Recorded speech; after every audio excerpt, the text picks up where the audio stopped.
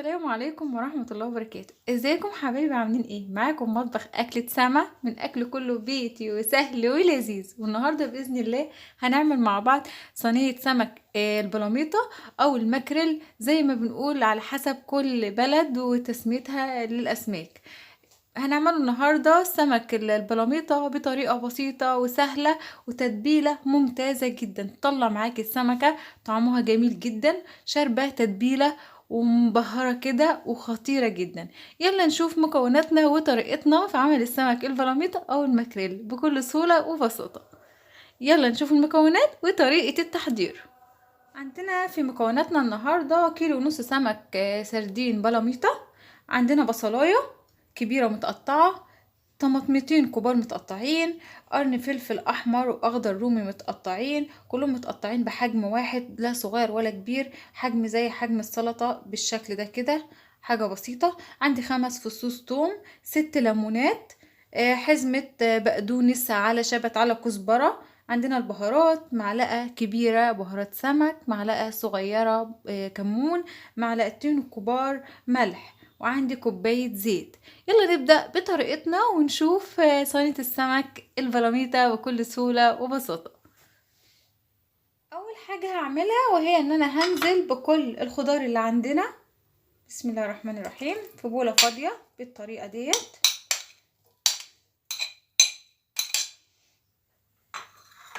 نزلت بالطماطم والفلفل، وهنزل كمان بالبصل، بسم الله الرحمن الرحيم، ربنا يحسن من ايدينا يا رب.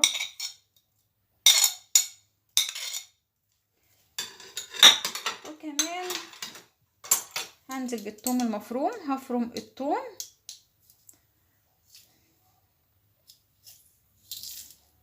بالشكل ده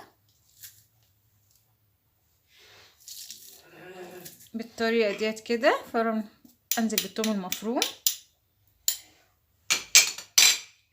وانزل بالبهارات والخضره كمان،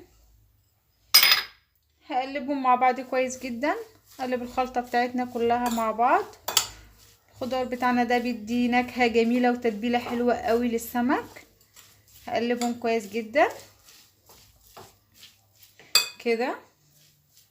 هنزل بقى بعصير الليمون، احسن حاجة في السمك ده بيحب الليمون، كتري الليمون عشان ما تحسيش فيه باي زفارة وتلاقي طعمه جميل جدا. عصير ليمون على الخلطة بتاعتنا. بعد ما عصرت الليمون كده هقلبهم مع بعض كويس، وهنزل بربع كوباية زيت واخلطهم تمام كده علشان البهارات تتقلب مع الخضار بالطريقة ديت والليمون كده. بكده تكون الخلطة بتاعتنا جاهزة. هجيب بقى السمك، قبل ما احطه في الصينية لازم اتبله الاول بكمون، هحط نص معلقة كمون عليه، وكمان معلقة ملح صغيرة، وهنزل كمان بعصير الليمون. دي التتبيلة بتاعتي قبل ما احطه في الصينية واظبطه الاول كده. التتبيلة بيديه طعم حلو قوي وبقى مبهر جدا بالشكل ده.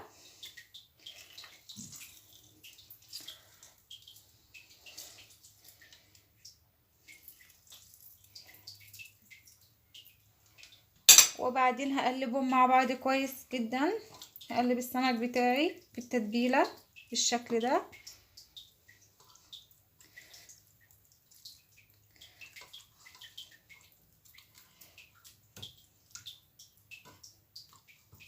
هسيبه بس دقيقتين في التتبيلة كده قبل ما انزله في الصينية. نجيب بقى يا حبايبي الصينية اللي احنا هنعمل فيها السمك بالشكل ده، وبعدين هننزل بشوية خضار كده تحت في الصينية،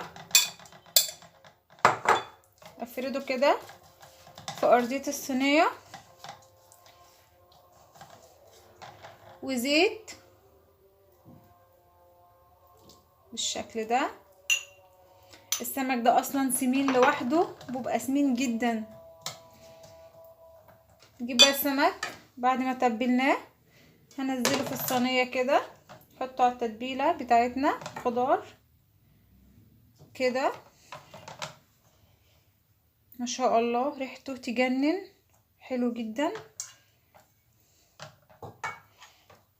حاجه كده خطيره بالشكل ده. وبعدين انزل بكميه الخضار بتاعتنا، التتبيله الرهيبه الجميله ديت. هننزل كده، بسم الله الرحمن الرحيم، اللهم صل وسلم وزد وبارك كده. الخضار ده بيديله طعم ونكهه رهيبه جدا في الاكل بالشكل ده. حط فوق كده على وشه،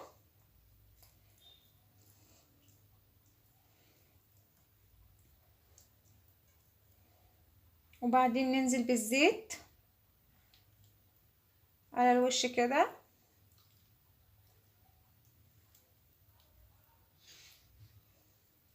بالطريقه ديت.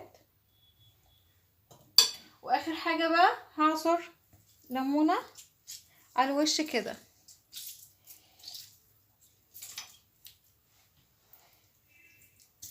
بالشكل ده.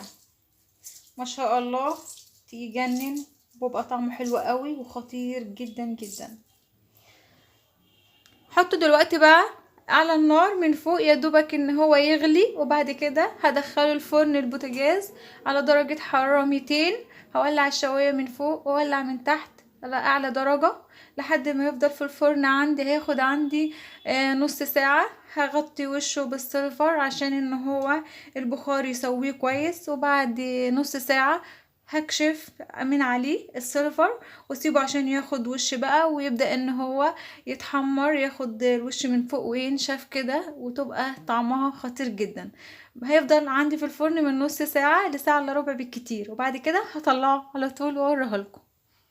السمك بتاعنا يا حبايبي بعد ما طلع من الفرن ريحته تجنن، طعمه خطير جدا جدا.